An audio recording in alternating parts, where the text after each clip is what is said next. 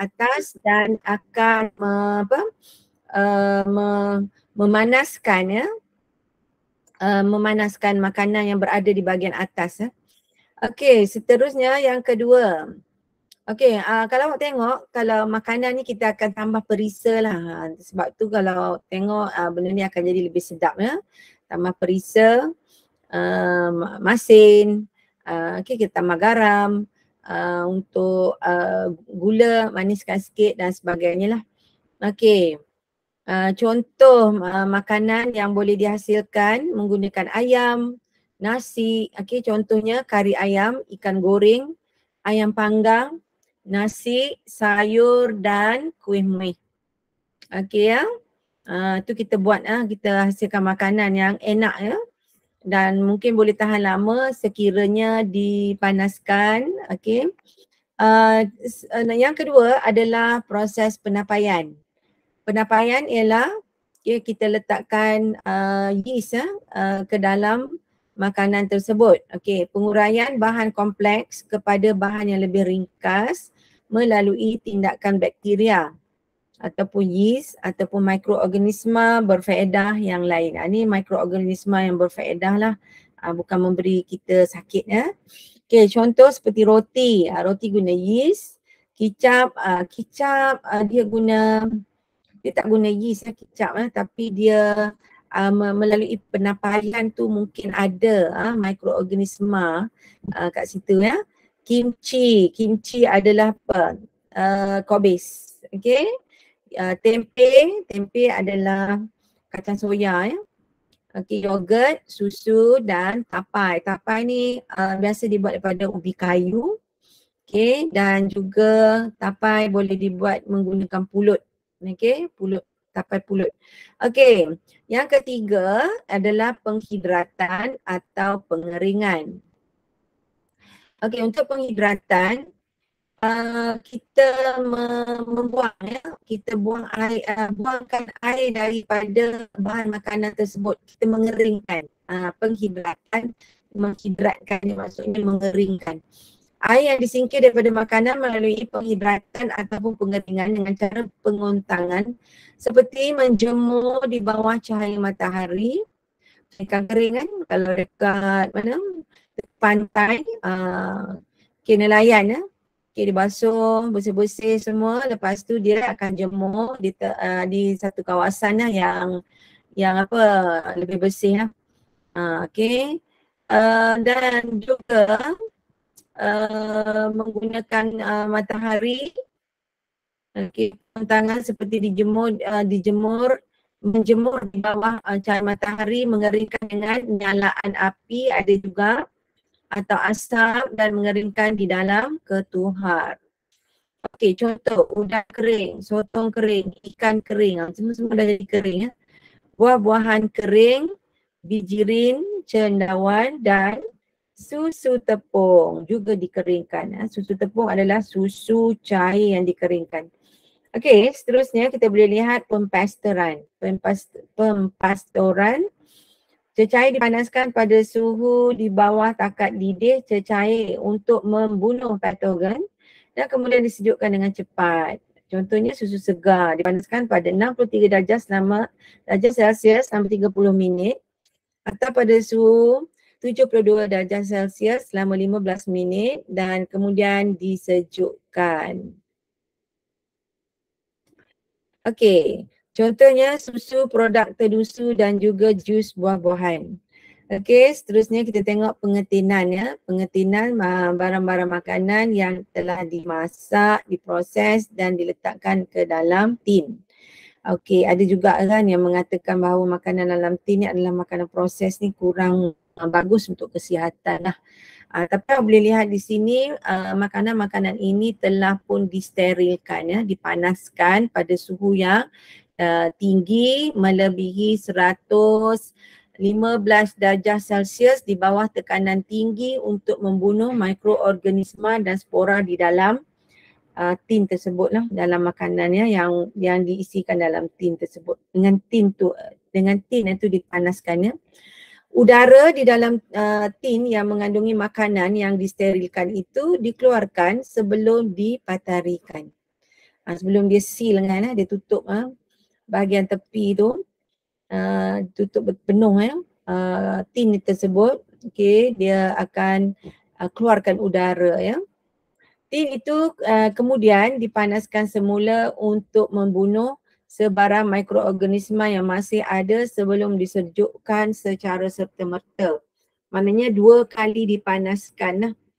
Contoh daging, sup, kacang, ikan, buah-buahan, sos dan juga susu di dalam tin. 2 kali panas. Okey, kita tengok cara pemprosesan yang seterusnya ialah penyejuk bekuan. Penyejuk bekuan, disejuk bekukan. Makanan disimpan pada suhu 0 darjah Celsius atau lebih rendah supaya dapat tahan lebih lama. Contohnya daging yang disejuk bekukan pada suhu antara negatif 18 darjah Celsius sehingga negatif 24 darjah Celsius. Pada suhu yang kurang daripada negatif 18 darjah Celsius, tindakan enzim terhenti. Pertumbuhan dan pembiakan mikroorganisma terencat. Okey, maknanya kurang daripada 18 darjah Celsius. Contoh adalah makanan laut, daging, ikan dan ayam ya, yang disejuk bekukan di dalam peti sejuk. Okey, ais lah, peti ais yang beku tu. Okey, seterusnya kita pergi kepada makanan penyinaran ya. Makanan didedahkan pada sinaran mengion seperti sinar gamma, sinar ultra ungu dan sinar X untuk membunuh mikroorganisma seperti bakteria, salmonella dan campylobacter. Sinaran mengion dapat membunuh mikroorganisma dan serangga serta memperlahankan proses pencambahan biji benih, pertunasan sayur-sayuran berubi dan pematangan buah-buahan. Contohnya seperti sayur-sayuran, bijirin dan buah-buahan. Okey, digunakan menggunakan sinaran ya, ultra ungu, sinaran X, sinaran gamma, okey. Dan akhir sekali ialah menggunakan pembungkusan vacuum. Okey, saya rasa yang ini banyak yang kita telah bincangkan pada minggu lepas kan? Betul? Okey. So, impact kepada kesihatan manusia seperti peluntur ni semua bahan kimia yang digunakan untuk sebagai bahan pengawet dan juga kan ada peluntur, pemanis, antioksidan, pengawet, perisa dan pewarna. Contoh peluntur ialah dia menjadikan tepung warna putih ya. Roti tu kan warna putih, betul tak? Sebab tepung tu telah melalui proses untuk dinyahkan warna tersebut. So di sini awak boleh lihat impact kepada kesihatan manusia. Peluntur boleh menyebabkan kanser, juga mengganggu sistem pencernaan manusia, kecacatan fetus dalam kandungan ibu dan juga merosakkan hati dan ginjal. Okey, pemanis. Banyak pemanis, semua pemanis ya. Semua ada pemanis ni dalam tin-tin minuman yang kita beli tu, yang manis-manis tu kan. Coca-Cola lagi lah kan ada pemanis. Di sini boleh menyebabkan kanser, pemandulan, kerancunan makanan, merosakkan hati dan ginjal.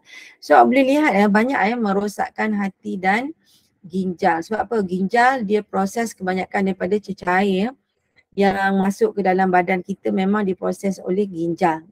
Dia adalah bersifat seperti penapis. Okay, ginjal.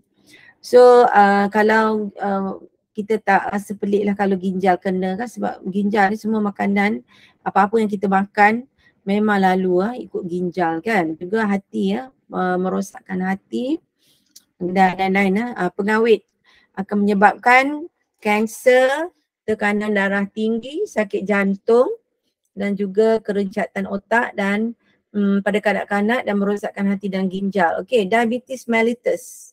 Untuk perisa perisa ni bahaya juga ya. Diabetes mellitus sebab mungkin perisa ni manis, kanser, alergi ruam dan kegatalan kulit, obesiti dan merosakkan hati dan ginjal. Perisa ni mengandungi juga mengandungi gula sama dengan pemanis lah. Pewarna merencatkan pertumbuhan badan, merosakkan hati dan ginjal dan juga ruam juga kegatalan kulit. Maknanya kalau dia guna pewarna yang mungkin dibuat daripada bahan yang tidak bagus lah untuk kesihatan kita kan. So orang yang makan makanan yang mengandungi benda-benda seperti peluntur, pemanis, antioksidan, pengawet, perisa dan pewarna ini manusia akan mendapat penyakit jugalah. Okey, praktis 2.5. Okey, praktis 2.5. Apakah pemprosesan makanan? Apakah yang dimaksudkan dengan pemprosesan makanan? Okey, siapa nak jawab? Berapa orang sekarang? Hanya okey, kita ada 2 orang ya. Okey, kita ada 2 orang pelajar. Okey, Azman Nizam bin Baharul, bagus. Okey. So kita boleh lihat di sini apakah pemprosesan makanan. Mungkin kita boleh tengok balik nota yang telah kita perolehi ini. Apakah yang dimaksudkan dengan pemprosesan makanan? Okey. Kita naik lebih atas lagi. Apakah yang dimaksudkan dengan pemprosesan makanan?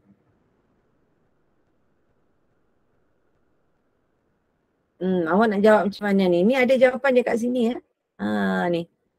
Sini. Pemprosesan makanan ialah di mana bahan mentah. Awak nak jawab macam mana tu? Siapa nak jawab? Siapa boleh nak cuba jawab? Okey.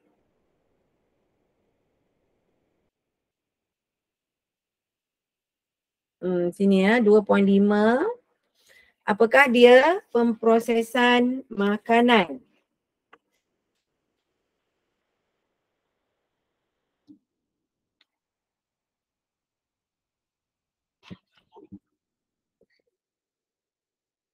Okey, apakah yang dimaksudkan dengan pemprosesan makanan?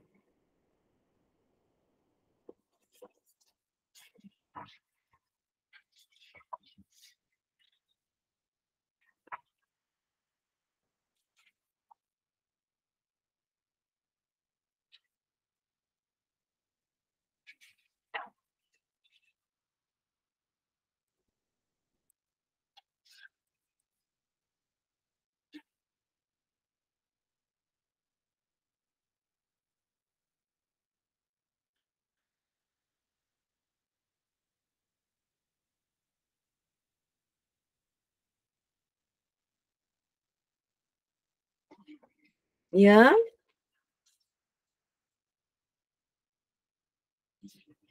Okey, pemprosesan makanan adalah ada pelajar jawab tak? Okey, Umairah, minyak kelapa sawit guna peluntur juga ke cikgu? Minyak kelapa sawit tak kot. Saya rasa yang guna peluntur contoh seperti tepung, tepung tu sudah melalui proses pelunturan ya, dia letak bahan kimia, sebab tu awak tengok tepung gandum putih colour dia. Tapi kalau warnanya, sebenarnya colour dia macam warna perang sikit lah. Okey, tepung gandum.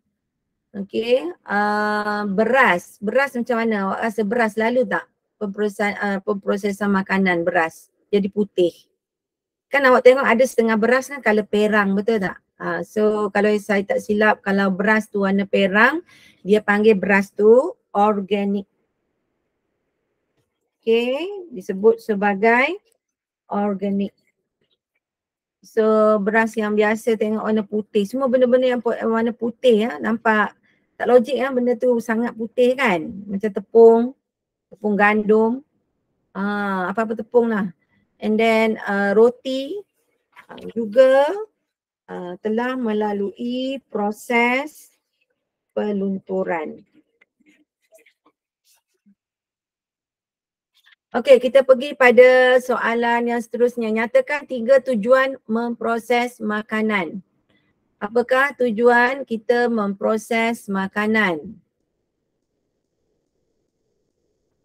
Tujuan kita memproses makanan adalah untuk lebih tahan lebih lama. Lebih lama, lebih enak dan menarik. Okey, macam KFC kan, ayam KFC tengok wah bestnya kan. Lagi sedap nak cuba untuk makan, betul tak? Okey.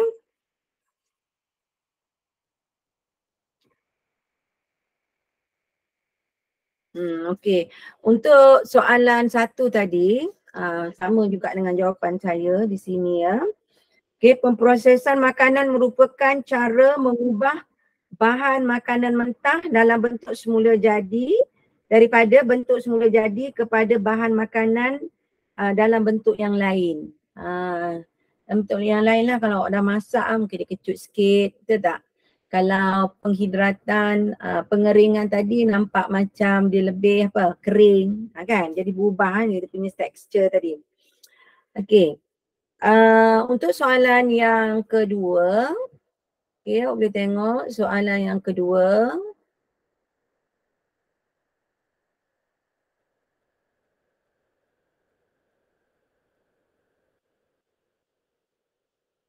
Okey, nyatakan 3 tujuan pemprosesan makanan. Apakah 3 tujuan pemprosesan makanan? Okey, yang pertama, supaya boleh dimakan. Setengah makanan, okey, awak kena masak dulu. Contoh macam beras, betul tak? Awak tak boleh terus makan. Okey, awak kena masak dulu baru boleh makan beras ya. Supaya boleh dimakan, tahan lebih lama awak proses makanan tersebut, contohnya penghidratan dan pengeringan, dan juga mungkin penapaian, mungkin lebih lama. Okey, juga untuk mendapat rasa yang lebih enak dan juga berkhasiat. Sebagai contoh kan, contohnya seperti buah tomato. Okay, tomato adalah sayur sebenarnya, bukan buah, tapi kita panggil buah kan. Dia dalam kategori sayur. Okay, tomato. Okay, khasiat dia akan, kita akan mendapat khasiat yang sebenar apabila kita masak tomato tersebut. Makan begitu saja boleh tanpa dimasak, tetapi khasiatnya dia akan mengeluarkan nutrisi yang lebih bagus sekiranya setelah ia dimasak. Tomato contoh kan. So dia lebih berkhasiat dan juga menarik. Okay, bila kita masak, okay, campur sana campur sini, nak makan pun best. Contoh kalau awak masak kan untuk budak kecil kan, letaklah carrot yang ada warna sikit kan. Carrot, sayuran hijau, warna kuning. So awak atur supaya mereka lebih berselera untuk makan. Okey, untuk yang ketiga, namakan 3 kaedah pemprosesan makanan. Okay, tadi kita dah sebut kan, 3 kaedah pemprosesan makanan. Okey, contohnya seperti satu, memasak.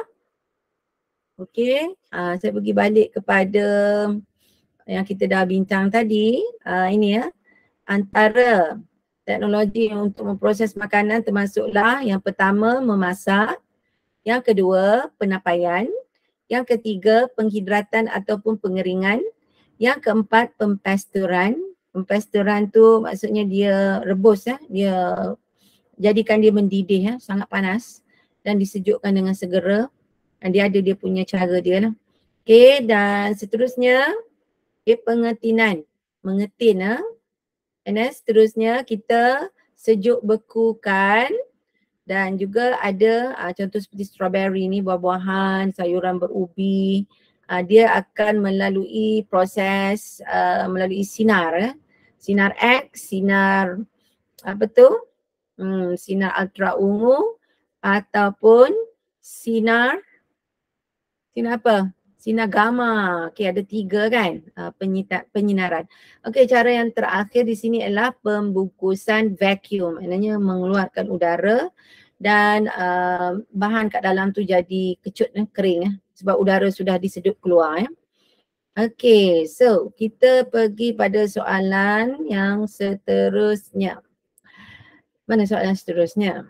Okay, nombor 4. Nyatakan bahan kimia yang digunakan untuk memproses makanan yang berikut.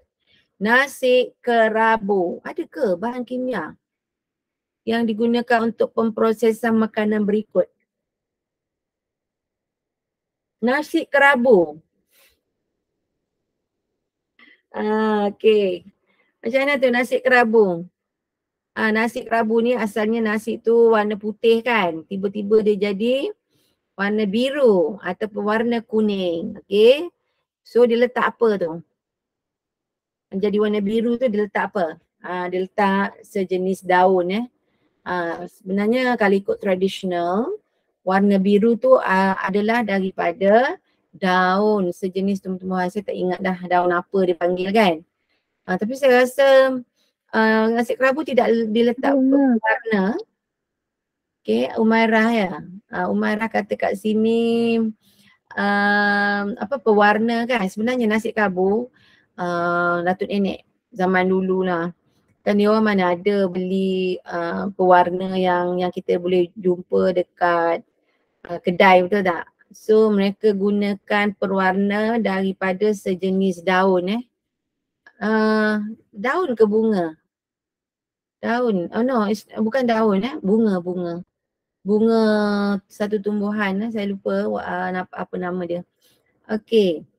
Alright, so kita pergi, okay itu jawapan dia ya. Jawapannya ialah menggunakan pewarna untuk A, nasi kerabu. B, sos tomato.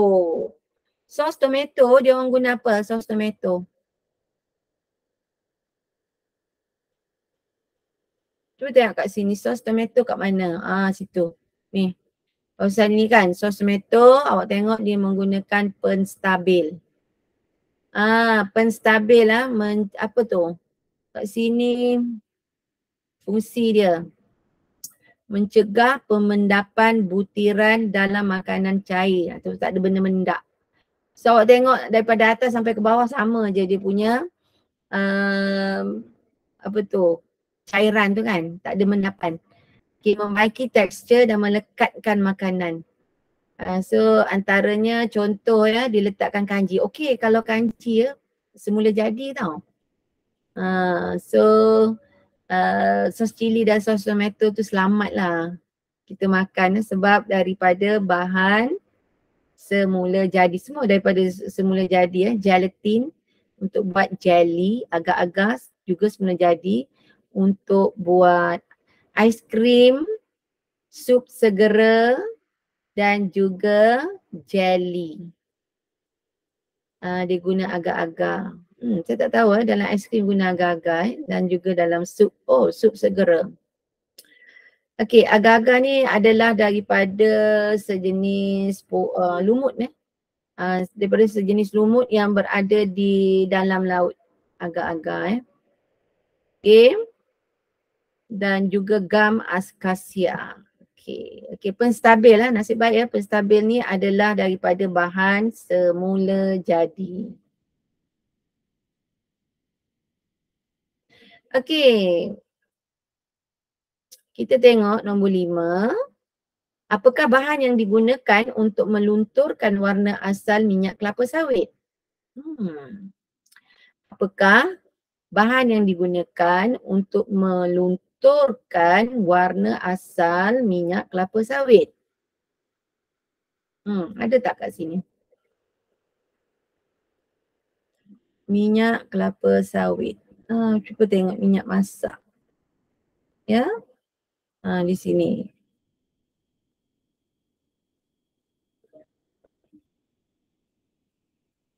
Okey, untuk soalan yang ini soalan yang ke-4 ya. Okey, minyak kelapa sawit dia guna antioksidan.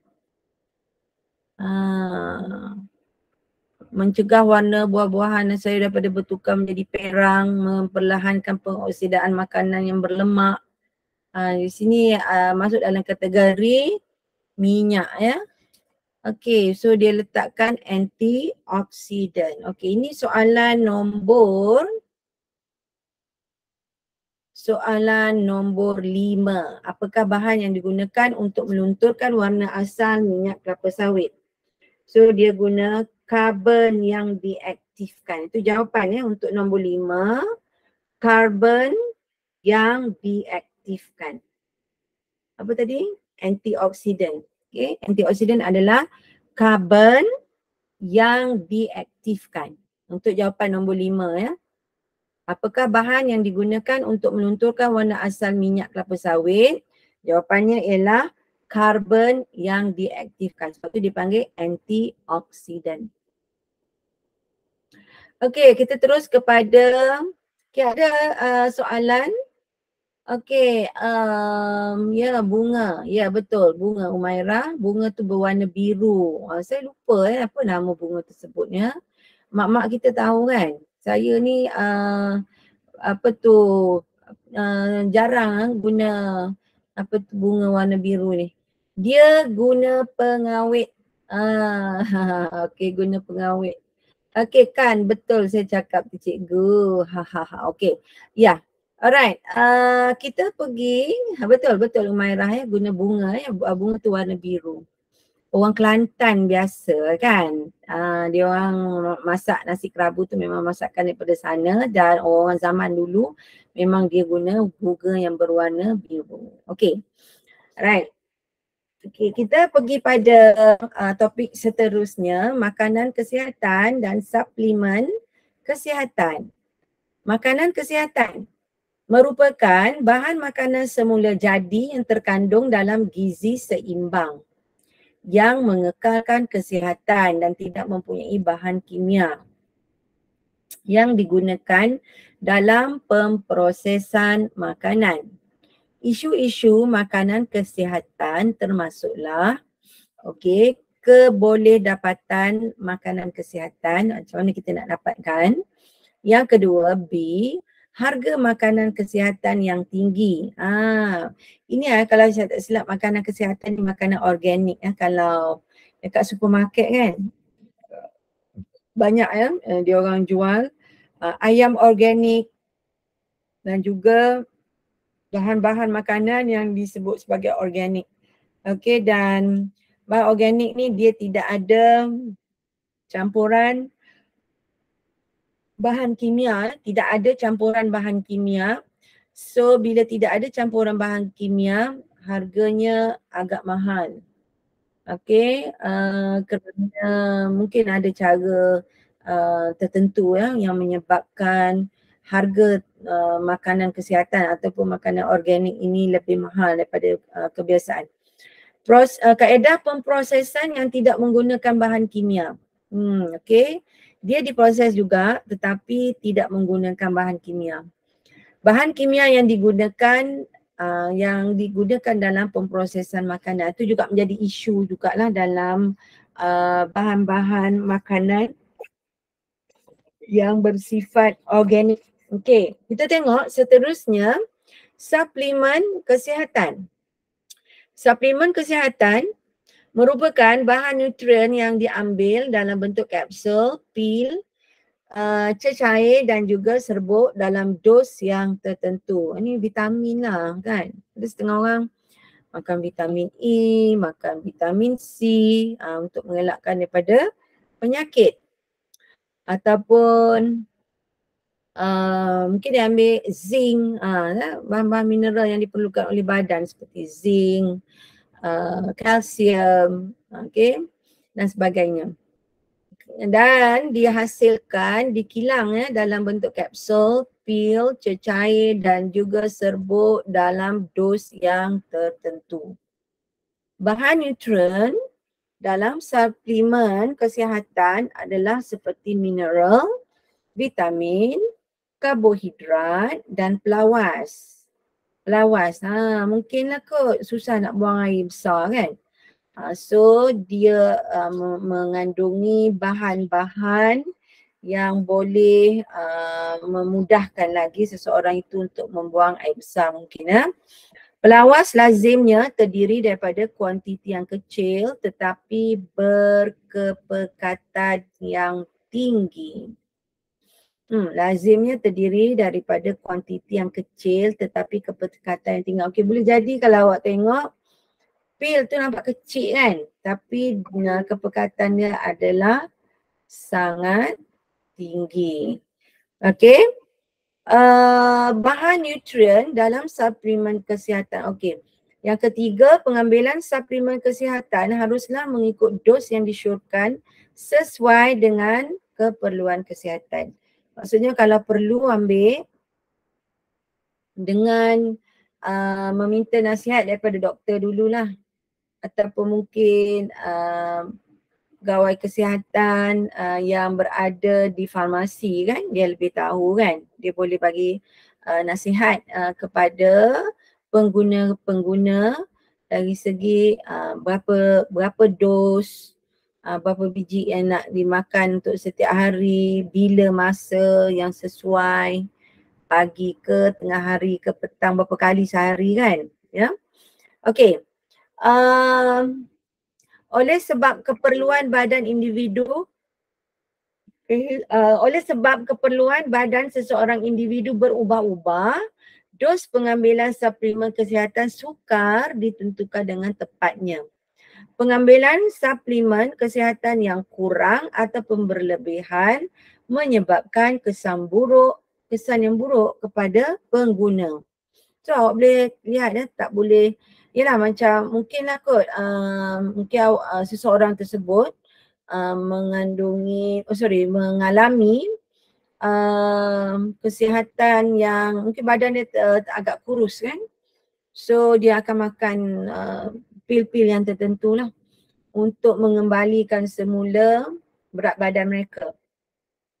Tetapi sekiranya kurang diambil, mungkin tidak memberi kesan lah. Yang masalahnya ialah berlebihan.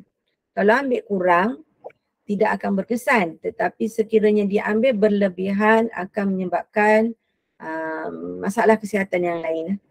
Okey, dasar keselamatan makanan kebangsaan. Dasar keselamatan makanan kebangsaan telah dilancarkan oleh Bahagian Keselamatan dan Kualiti Makanan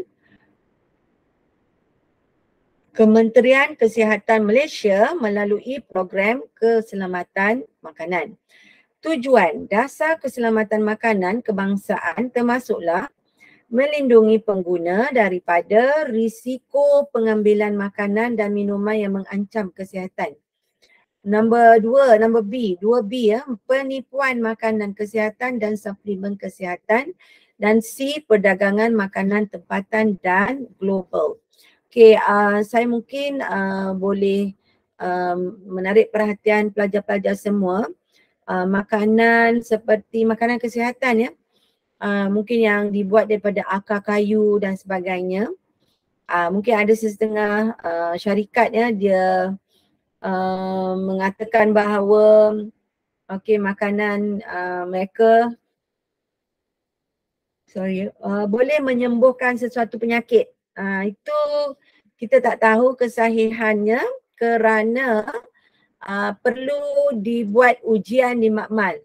Okey, sebab tu ada setengah produk, terutama produk seperti produk yang produk kesihatan yang digunakan untuk mungkin ubat yang dikatakan bagus untuk kencing manis, darah tinggi dan sebagainya, ataupun ubat yang diletak apa benda ya, tongkat ali contoh kan. Kopi yang dia claim sebagai boleh memberi membuatkan seseorang tu berasa lebih bertenaga, lebih kuat untuk melakukan sesuatu pekerjaan. Okey, dia claim, dia kata ada tongkat ali kat situ, kita tak tahu berapa persen dia letak tongkat ali. Dia cakap je ada, mungkin dia letak sikit dan mungkin tidak berkesan sebenarnya. Itu merupakan satu penipuan, betul? Okey, biasanya dalam kosmetik yang dibimbangkan ialah dalam dalam bahan produk-produk kosmetik ya, yang di mana boleh mengandungi apa? Mengandungi bahan-bahan yang berbahaya untuk kulit anda, ataupun bahan tersebut apa hydroquinone, apa benda ya nama yang disebut mengandungi bahan yang boleh menyebabkan kanser. Sebab apa? Sapu mungkin guna untuk krim ke apa kan. Sapu bahagian kulit dan krim tersebut akan meresap masuk ke dalam saluran darah, dan saluran darah tersebut akan membawa bahan yang tidak baik tersebut ke seluruh badan, dan boleh menyebabkan seseorang tu tidak akan merasa sihat ataupun boleh jadi yang mendapat kanser ya. Untuk produk-produk kalau yang kosmetik tu, produk yang mengandungi kanser tu biasanya mengandungi mercury. Bahan kimia mercury raksa dalam bahasa Melayu kita ialah raksa. Okey, bahan kimia tersebut dalam bahasa Inggeris adalah mercury. Okey, kita tengok pula pihak berkuasa. Okey, saya baca balik. Tujuan dasar keselamatan makanan kebangsaan adalah untuk melindungi pengguna daripada risiko pengambilan makanan dan minuman yang mengancam kesihatan. B. Penipuan makanan kesihatan dan suplemen kesihatan. Dan C. Perdagangan makanan tempatan dan global. Okey, yang pertama A tu kan. Risiko pengambilan makanan dan minuman yang mengancam kesihatan. Tu juga tidak bagus untuk kesihatan. So kepada para pengguna terutama kita lah, para pelajar semua, sebelum mengambil makanan, membeli makanan katalah di pasar raya ataupun di kedai-kedai buncit kan. Kalau boleh baca dulu dia punya apa? Ramuan yang terkandung dalam produk makanan tersebut. Awak tengok di bahagian ingredient ataupun ramuan makanan. Betul cek dulu sama ada yang kita takut adalah ada unsur-unsur yang apa dia? Unsur-unsur yang tidak boleh dimakan oleh kita sebagai umat Islam ya. Mungkin mengandungi khinzir kan, ataupun bahan-bahan kimia yang berbahaya. Jadi kita sebagai pengguna, bila kita tahu produk-produk tersebut tidak selamat ataupun berlaku penipuan, mereka boleh menghubungi bahagian pihak yang bertugas di Dasar Keselamatan Negara Kebangsaan ini, hubungi mereka untuk membuat aduan buat aduan. Okey. Pihak berkuasa kawalan dadah PBKD diamanahkan untuk mendaftarkan dan memantau suplemen kesihatan dan ubat tradisional sebelum dipasarkan agar menjaga kesihatan pengguna makanan kesihatan dan suplemen makanan tersebut. Kalau saya tak silap, baru-baru ni pun ada produk-produk makanan yang diperintahkan oleh pihak berkuasa untuk menarik balik makanan, saya lupa makanan jenis apa, produk jenis apa tapi saya tak silap produk makanan lah. Diperintahkan untuk ditarik balik daripada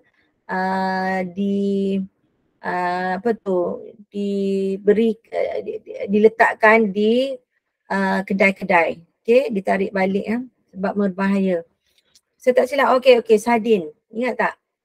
Sardin sardin dalam tin oleh jenama-jenama yang tertentu sebab mengandungi kulat ataupun bahan bakteria dalam sardin-sardin tersebut. Tapi saya tak silap, saya cek dalam sardin tu tidak ada brand cap ayam, tak ada kan. Sardin ikan tapi dikeluarkan oleh brand cap ayam. Cap ayam tahu. Brand bermutu tu. Tidak ada brand tu tidak termasuk. Ada brand-brand lain lah, yang brand yang tak ada, tak popular sangat. Okay.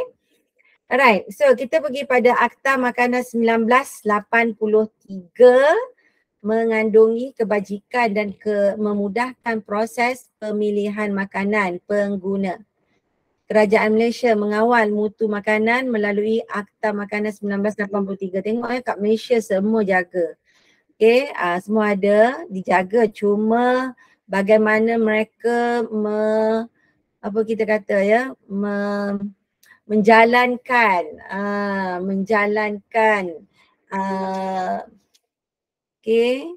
bagaimana mereka menjalankan enforcement, penguatkuasaan itu sahaja. Semua akta, semua bagus dah. Cuma bagaimana mereka menguatkuasakan sahaja. Okay, nombor 2. Akta Makanan 1983 merupakan undang-undang Malaysia yang dikuatkuasakan oleh kerajaan untuk melindungi orang ramai terhadap bahaya dari segi kesihatan dan juga penipuan. Berkaitan dengan penyediaan, penjualan dan penggunaan makanan serta mengenai perkara yang berkaitan. Okey, kalau kat sini bahaya dari segi kesihatan dan penipuan berkaitan dengan penyediaan, penjualan dan penggunaan makanan ini, pihak-pihak inilah, pihak-pihak berkuasa tempatan mereka boleh pergi cek dekat restoran. Awak tengok dalam 999 selalu kan. Awak tengok dalam 999 mereka pergi serbu di restoran. Dan dia pergi cek dekat bahagian dapur. Biasanya dia pergi cek dekat bahagian dapur untuk mengetahui dengan lebih lanjut lagi tentang bagaimana kebersihan di mana bahan-bahan makanan diproses di bahagian dapur kita tengoklah aku ada ada tikus ke, ada lipas, cicak, bahan-bahan makanan, sisa-sisa bahan makanan yang berterabur dekat lantai, betul tak? Ataupun mungkin kalau awak tengok dalam 999 rancangannya, mereka ada produk makanan seperti ayam yang diletakkan di atas lantai. Oh, itu sangat kotor lah.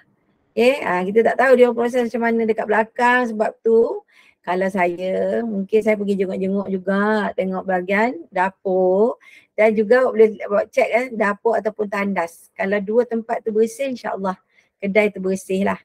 Dapur dan tandas. Kalau tengok dapur bersih, saya biasanya saya pergi toilet dia. Pergi ke toilet je tengok sikit, tengok kan bersih tak. Toilet juga menentukan kebersihan tempat tersebut sebab orang yang bersih dia akan jaga toilet. Okey, kita tengok lagi nombor 2. Ini adalah peraturan makanan 1985. Tadi 1983 dari segi penyediaan makanan, penjualan, penggunaan makanan Okey, makanan memang sedap tetapi dia cara dia menyediakan kita tak tahu. Mungkin satu lagi kan berkaitan dengan status halal. Nanti kita tengok bahagian status halal. Mungkin produk tersebut halal tapi dia diproses bersama-sama dengan makanan yang tidak halal pun tak boleh.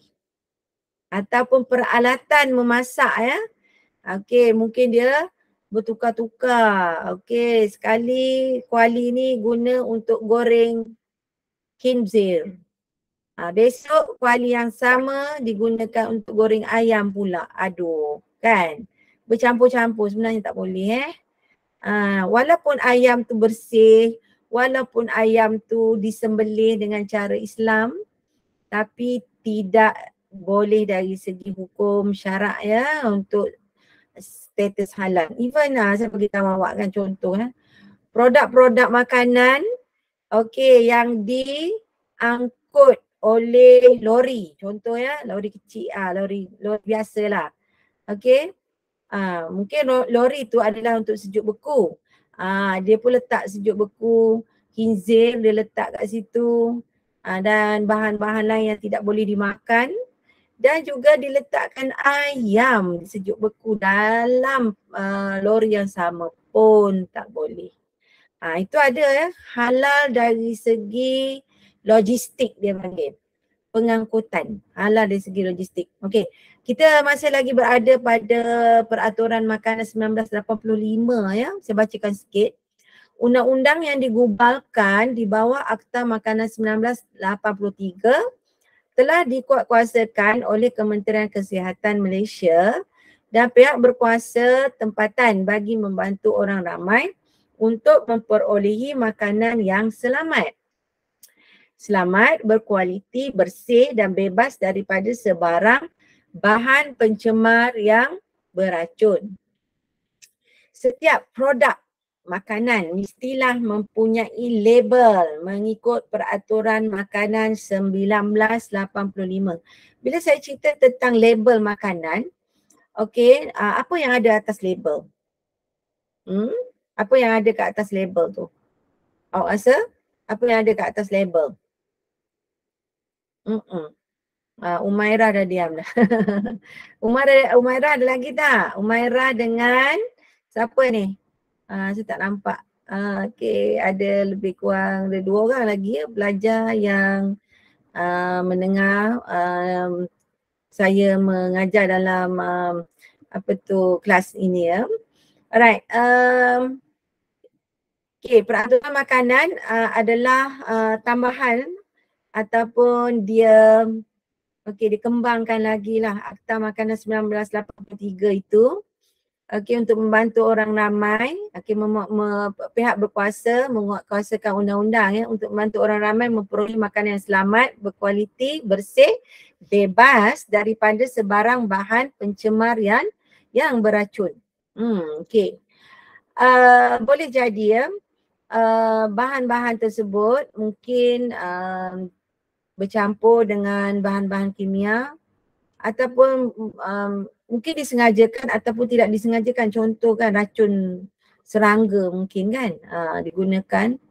Kalau saya tak silap contoh buah durian yang dieksport ke negara China telah ditahan oleh kerajaan China kerana mereka mengatakan bahawa buah durian daripada Malaysia mengandungi bahan mungkin yang disebut pada buah durian tersebut untuk menghalau serangga-serangga perosak, tetapi dia racun bahan kimia tadi boleh memberi bahaya kepada orang yang makan buah tu pula ya. Okey, itu contoh ya pihak kerajaan negara China telah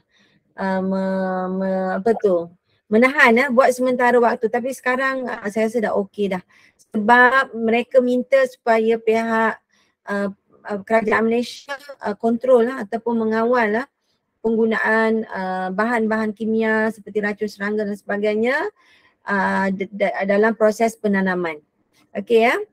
Setiap produk makanan mesti mempunyai label. Okey, komponen yang terkandung dalam label makanan adalah seperti berikut. Yang pertama, nama sebenar. Nama sebutan sebenar makanan. Nama makanan tu apa? Yang kedua, akuan pemakanan. Okey, kita tengok. Akuan pemakanan ini di sini adalah mungkin ada dapat certification, dapat persijilan. Mungkin dapat persijilan daripada pihak-pihak tertentu lah yang memberi perakuan bahawa makanan itu selamat. Okey, banyak persijilan sebenarnya. Okey,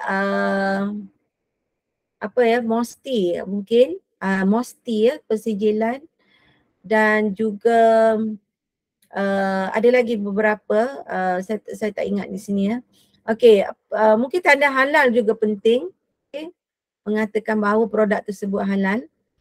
Okey, pelabelan makanan, letak label, dekat tu juga mungkin boleh letak barcode. Betul tak? Barcode dia scan harga kan, maklumat tentang makanan.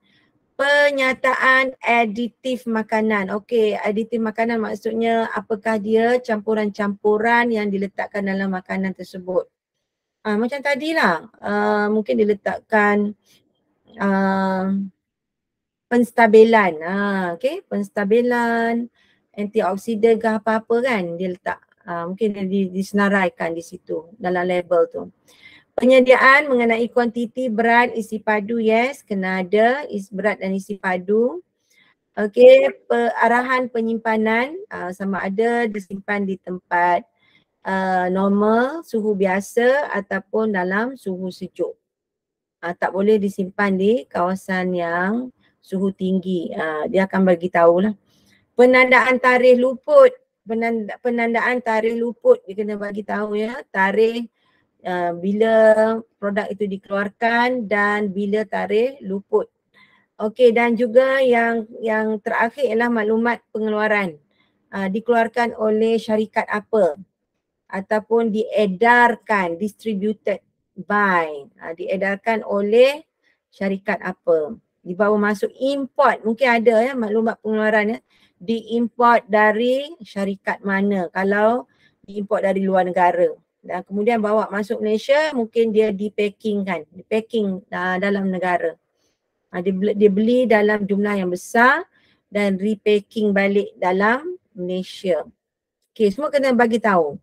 Termasuklah juga logo halal kena letak ya. Sangat penting. Okey, status halal makanan. Status halal sesuatu produk makanan ataupun tempat makan dapat disahkan dengan melihat pada logo Halal Malaysia yang terdapat pada produk dan tempat makan tersebut. Itulah saya tengok kalau saya lalu setengah restoran kan, tidak ada tanda halal ya, tapi ramai je orang Melayu kat dalam tu.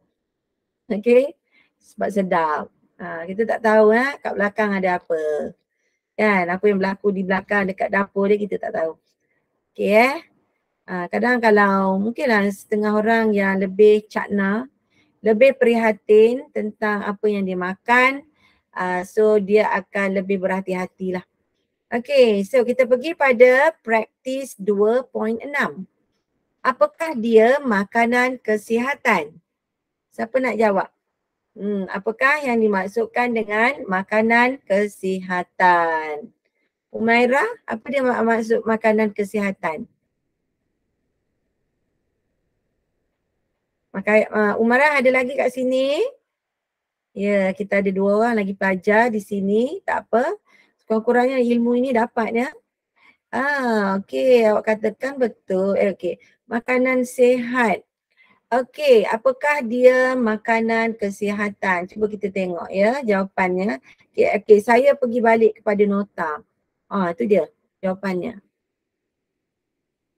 Okey, makanan kesihatan adalah merupakan bahan makanan semula jadi yang terkandung dalam gizi seimbang yang mengekalkan kesihatan dan tidak mengandungi bahan kimia yang digunakan dalam proses makanan.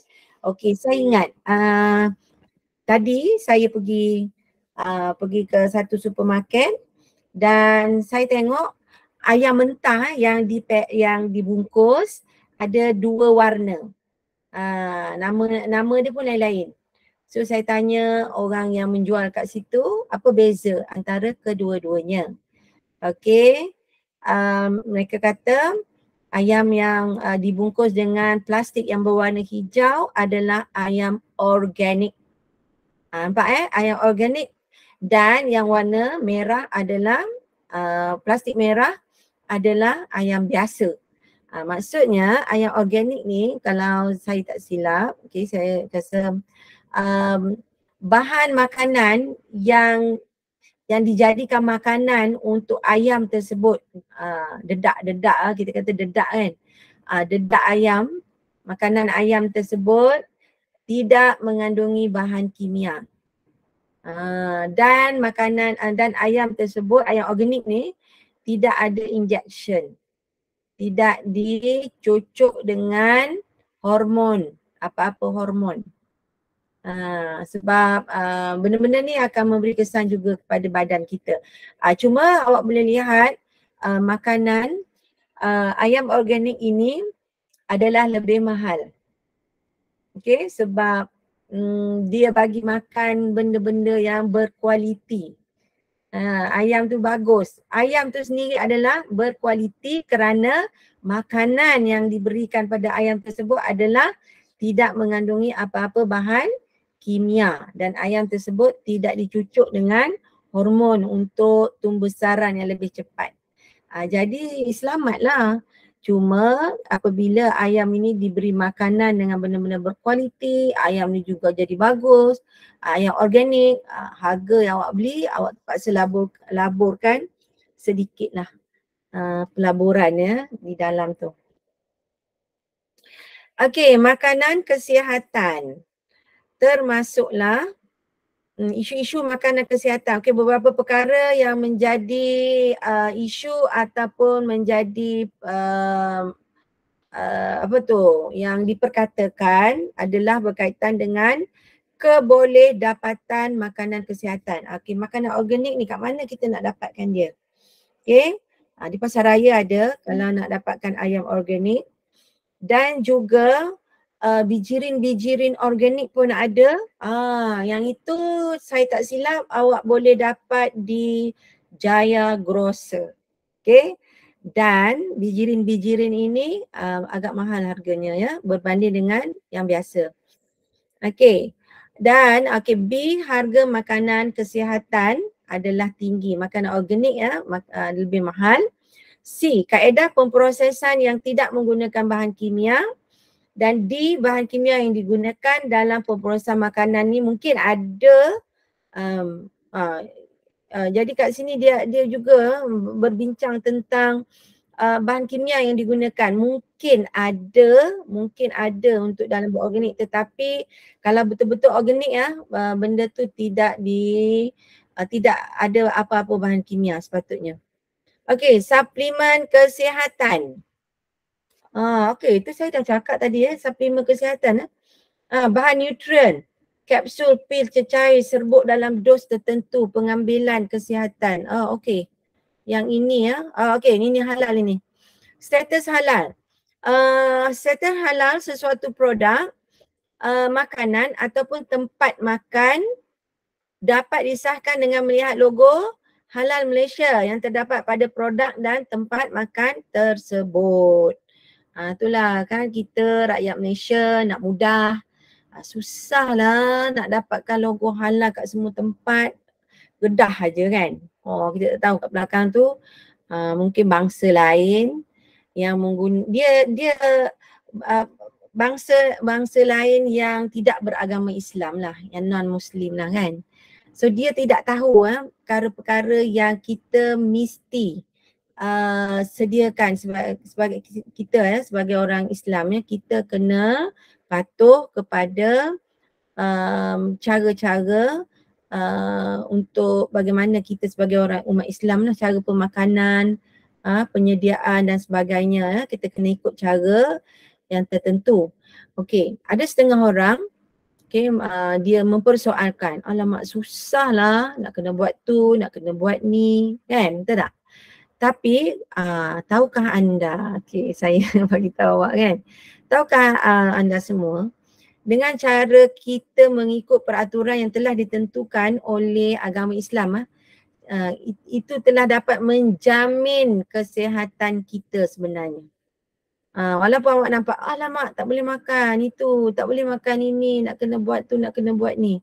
Katalah kalau awak tak buat seperti apa yang diajarkan oleh agama Islam, boleh buat, tapi anda akan mudah dapat penyakit. Contoh, kenapa umat Islam dilarang untuk makan makanan yang bersisik, bertaring dan berkuku panjang, berkuku tu kuku cakar tu kan. Kenapa tak boleh makan makanan binatang-binatang yang mempunyai sifat-sifat tersebut?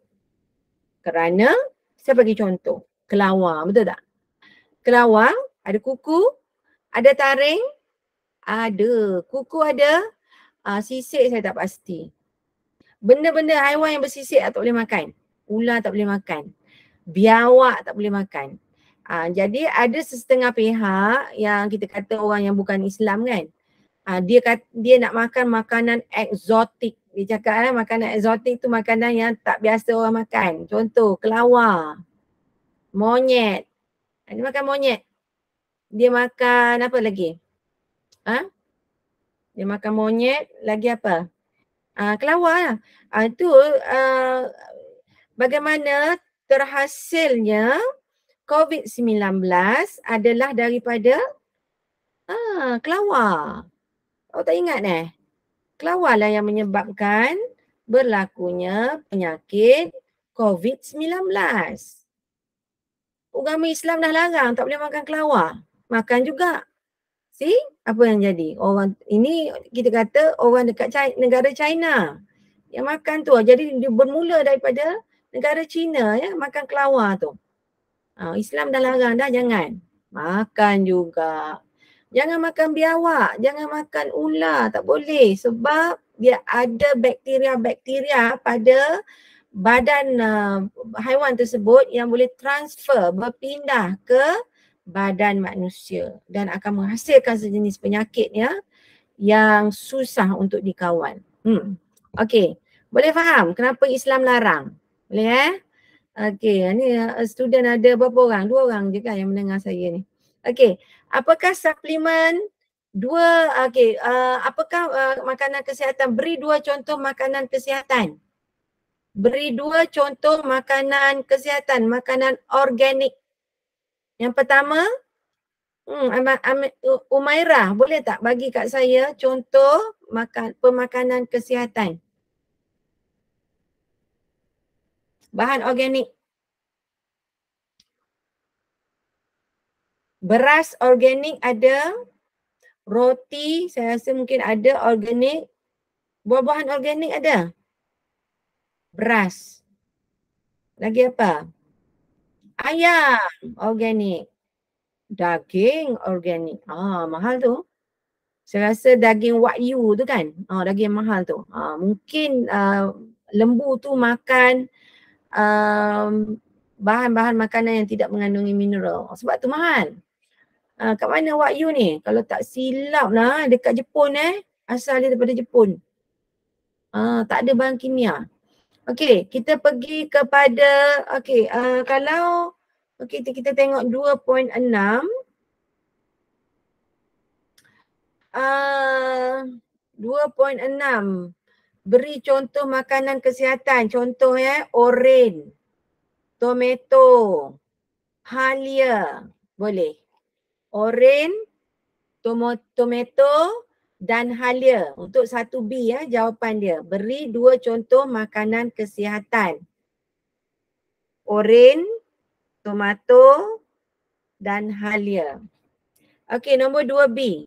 Suplemen kesihatan merupakan bahan nutrien yang diambil dalam bentuk kapsul. Okey, apakah suplemen kesihatan?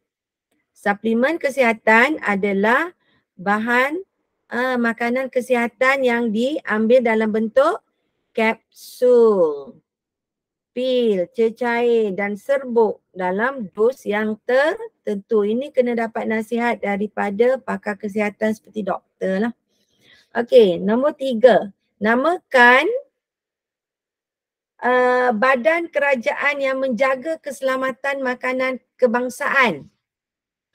Badan kerajaan yang menjaga keselamatan makanan kebangsaan. Sekarang di Malaysia telah diberikan kepada Kementerian Kesihatan Malaysia. Kementerian Kesihatan Malaysia untuk jawapan untuk nombor 4. Kementerian Kesihatan Malaysia. Okey, kita pergi ke nombor 3 tadi namakan badan kerajaan itu nombor 3. Kita pergi pada nombor 4, namakan badan yang meluluskan pemasaran suplemen kesihatan dan ubat tradisional di Malaysia. Namakan badan yang meluluskan pemasaran suplemen kesihatan dan ubat tradisional di Malaysia. Ini ya kalau awak main ambil aja kan ubat-ubat tradisional ni bahaya juga tu. Awak tak tahu dia punya dos dia macam mana kan. Akar-akar kayu mungkin orang yang mahir dalam bidang akar kayu ni mungkin dia orang tahu. Tetapi yang dikuatiri, yang ditakutkan ialah ada pihak-pihak yang cuba untuk menipu lah. Untuk membuat penipuan, itu yang kita takut lah. Okay, so nombor 4. Jawapan untuk nombor 4 ialah pihak berkuasa kawalan dadah. Nombor 4 jawapan dia pihak berkuasa kawalan dadah. PBKD. Okay, sebab akar-akar kayu ni juga masuk dalam kategori ubat. Ubat, dan ubat ni sebenarnya adalah kalau di Amerika kan dipanggil drug. Ubat dipanggil drug. Awak ambil Panadol tu dipanggil drug. Tetapi drug yang tak bagus adalah drug yang berbahaya dan tidak mendapat nasihat daripada doktor. Itu yang bahayalah. Ya. Dadah yang bahaya tidak dapat preskripsi ya, dos untuk dimakan, yang pakai bantai je makan, yang banyak-banyak makan kan. Tetapi kalau tengok kat Malaysia sekarang ada drug daripada dadah daripada tumbuh-tumbuhan, asal daripada tumbuh-tumbuhan. Dan ada yang dicampur-campur bahan kimia, itu lagi bahaya. Betul tak? Saya tak silap ada pernah saya baca kan. Dadah yang dibuat daripada bahan kimia ni ada yang dicampur dengan apa? Racun tikus. Ada nak suruh cepat mati. Yang makan tu dia akan addicted, dia akan ketagih. Dia jadi macam orang gila. Sebab apa? Dia makan bahan kimia tau. Dadah tu adalah bahan kimia. Okay, masuk dalam badan bahan kimia akan menyebabkan seseorang itu jadi tidak waras sebab dia efek brain, efek bahagian otak, saraf. Dia akan beri kesan kepada saraf dan bahagian otak dan tidak boleh berfungsi dan mungkin kita kata penagih dadah tu macam zombie. Zombie tahu zombie? Mayat hidup. Zombie Zombie tu macam orang mati tapi dia bangun balik berjalan tapi macam tak betul dia berjalan kan. Rupa dia pun teruk. Itulah. Okay. Zombie ataupun dengan bahasa kita dipanggil mayat hidup. So, kepada pelajar-pelajar semua, cuba elakkan daripada pengambilan bahan-bahan terlarang sebab dia akan membuatkan seseorang itu tidak dapat berfungsi dengan betul. Okay, boleh bunuh orang tau. Kesian mak ayah kan. Okay, alright, nombor 5B. Namakan. Okay, kat sini nombor 5B pula. Nombor 5A, apakah akta yang telah digubalkan di Malaysia untuk melindungi kebajikan pengguna terhadap bahaya dari segi kesihatan dan penipuan daripada penggunaan makanan? Apakah nama akta ni yang digubalkan di Malaysia? Akta apa? Okey, dipanggil Akta Makanan 1983. Untuk 5A, jawapannya ialah Akta Makanan 1983. Okey, untuk 5B, namakan peraturan di bawah Undang-Undang Malaysia yang perlu dipatuhi dalam penjagaan keselamatan makanan. Ya, untuk ini adalah peraturan-peraturan makanan 1985. Okey. Yang 5A, Akta Makanan 1983.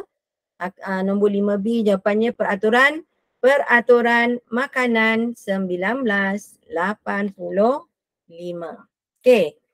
So, di sini kita ada masa lebih kurang 10 minit untuk pelajar-pelajar untuk menjawab soalan. Awak dah jawab belum soalan ni? Sudah jawab belum?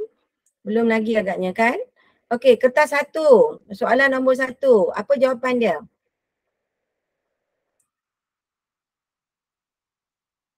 Umairah nak cuba jawab. Nombor 1. Apakah kelas makanan yang kekurangan dalam diet yang boleh menyebabkan keadaan seperti dalam rajah 1? Dia budak ni kekurangan apa?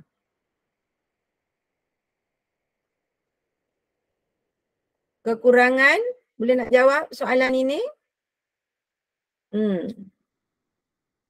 Apa yang menyebabkan jadi perut dia jadi kembung dan badan dia bengkak-bengkak ya.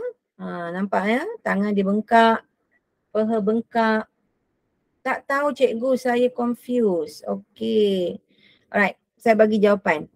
Nombor 1, jawapannya ialah C, protein. Umairah boleh teka jawapan, jangan tak tahu Jangan cakap tak tahu. Tadi dah belajar kan, sebelum ni dah belajar. Sebelum ni saya dah bagi nota kan. Apakah unit SI bagi kalori? Apakah unit SI bagi kalori? Awak kena tengok balik nota ya. Unit SI bagi kalori jawapannya ialah nombor 2, jawapannya ialah B. Okey, joule kilogram per kilogram. Okey. Okey, untuk nombor 2 jawapannya ialah B. Nombor 3, rajah 2 menunjukkan sebuah radas. Apakah kuantiti yang diukur oleh radas dalam rajah 2? Apakah yang diukur oleh radas dalam rajah 2? Pun tak tahu. Tak ramai malam ni kan. 2 orang aja. Yang lain tak tahu pergi mana, penat semua kot. Okey. Okey, Umairah. Ni nombor berapa Umairah? Nombor 2 ke? Nombor 3? Tak apa. It's okay. Umairah seorang bagus. Umairah banyak dapat ilmu malam ni. Okey. Nombor 3 jawapannya ialah D. Isi padu makanan. Okey, rajah 2 menunjukkan sebuah radas untuk mengukur. Jawapan untuk nombor 3 ialah D D. Nilai kalori makanan. Itu jawapan dia D. Saya salah sebut tadi ya. Untuk nombor 3 jawapannya ialah D, nilai kalori makanan. Okey, nombor 4. Unsur yang manakah dikelaskan dalam mikronutrien yang diperlukan oleh tumbuhan? Unsur yang manakah dikelaskan dalam mikronutrien yang diperlukan oleh tumbuh-tumbuhan? A, ferrum, B, magnesium, C, kalium dan D, sulfur. Nombor 4, dalam bentuk mikronutrien, maksudnya dalam jumlah yang sedikit. Apakah yang diperlukan oleh pokok dalam jumlah yang sedikit? Jawapan apa? Nombor 4. Okey, nombor 4. Jawapannya ialah A, ferrum. Catat ya Umairah. Okey, unsur yang manakah yang dikelaskan dalam mikronutrien, maknanya jumlah yang sedikitnya diperlukan ialah A ya, 4A iaitu ferrum. Okey, nombor 5. Rajah 3 menunjukkan keadaan satu tumbuh-tumbuhan. Keadaan tumbuhan di atas dapat diatasi dengan memberikan baja yang mengandungi unsur X yang tinggi. Apakah unsur X? A, nitrogen, B, phosphorus, C, kalium dan D ialah zinc. Nombor 5 jawapannya ialah nombor 5 jawapan dia apa?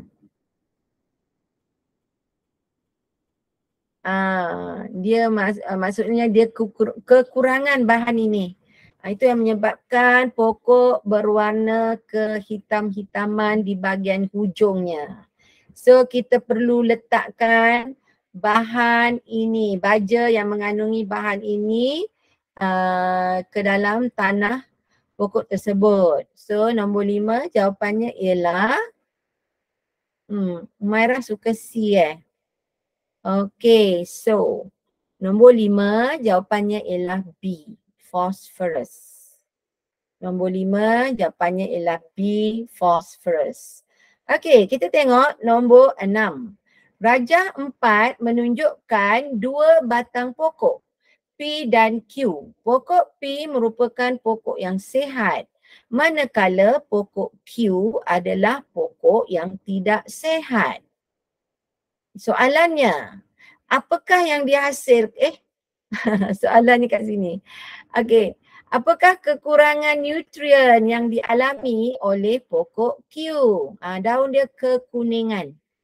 Daun dia jadi kekuningan. Dia tidak mendapat nutrien yang mana ni? A, nitrogen, B, phosphorus, C, kalium dan D, kalsium. Nombor 6 ialah, apa jawapan dia nombor 6? Nombor 6 jawapannya ialah, apa tu? A. Jawapan nombor 6 ialah A, iaitu nitrogen. Maksudnya pokok ini mengalami kekurangan nutrien nitrogen. Dalam tanah lah. Dalam tanah antara baja-baja tu kurang nitrogen. So daun dia akan menjadi kekuningan. Okay. Kita pergi pada soalan yang ketujuh. Apakah yang dihasilkan oleh tindakan kilat dalam kitar nitrogen? Apakah yang dihasilkan oleh tindakan kilat dalam kitar nitrogen? Umairah, apa jawapan dia? Okey. Disebabkan masa kesuntukan saya bagi jawapan lah. Okey, untuk nombor 7, kekurangan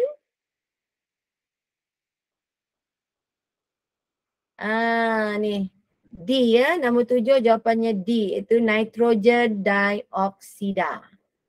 Okey, kilat membantu untuk menghasilkan nitrogen dioksida dalam kitar nitrogen.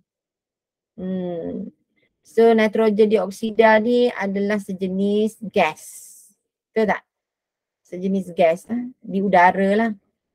Bila kilat tu kan, dia menghasilkan nitrogen dioksida. Okey, nombor 8. Proses yang manakah dalam kitar nitrogen yang mengurangkan pencemaran alam sekitar? A. Proses penitritan. B. Letusan gunung berapi. C. Proses pengikatan nitrogen. Dan D. Proses pendinitritan. Proses yang manakah dalam kitar nitrogen yang mengurangkan pencemaran alam sekitar? So, jawapan untuk 8 ialah, Umairah tak nak jawab soalan nombor 8. Cuba. Okey, saya bagi jawapannya. Untuk nombor 8, jawapannya ialah A. Okey, nombor 8, jawapannya ialah A, iaitu proses penitritan adalah satu proses di mana kitar nitrogen yang dapat mengurangkan pencemaran alam. Salah satu daripada kitar nitrogen proses penitritan ini. So dia boleh mengurangkan pencemaran alam sekitar. Okey ya. Okey, nombor 8A, nombor 9.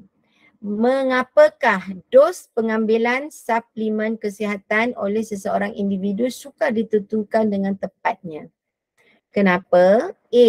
Pengambilan suplemen kesihatan terlalu kecil. B. Dos pengambilan suplemen kesihatan tidak dapat diukur.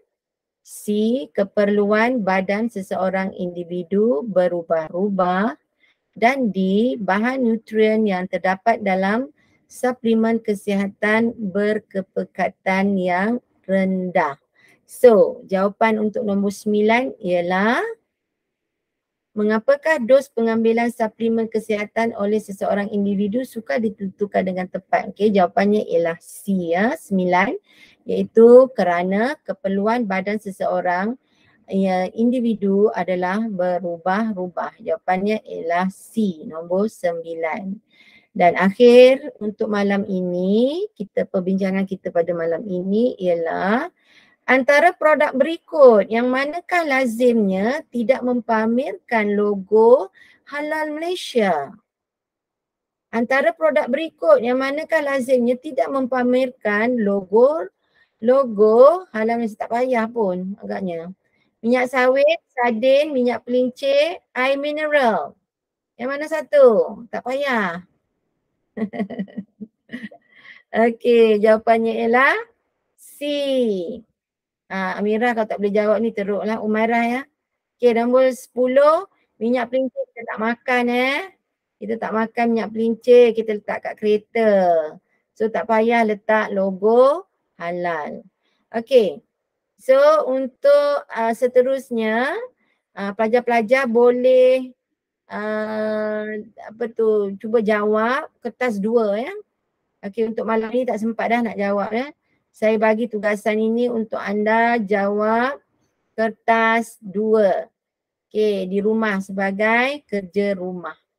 Okey ya, 2 minggu lagi kita jumpa dalam topik bab 3 iaitu kelestarian alam sekitar untuk form 5 tingkatan 5 bab 3 2 minggu akan datang.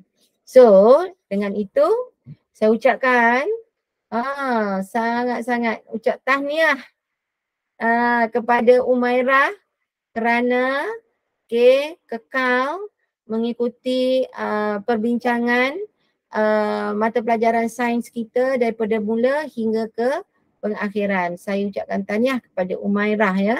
Dan saya harap pelajar-pelajar lain juga akan bersama-sama menyertai perbincangan kita dalam mata pelajaran ini. Okey, saya rasa mungkin pada minggu depan saya cuba untuk tengok kalau ada contoh-contoh soalan-soalan yang berkaitan dengan topik ini. Okey, insyaAllah kita jumpa lagi 2 minggu yang akan datang. Okey, berjumpa lagi Umairah ya. Okey, sekian, terima kasih. Salam, selamat malam dan jumpa lagi. Assalamualaikum.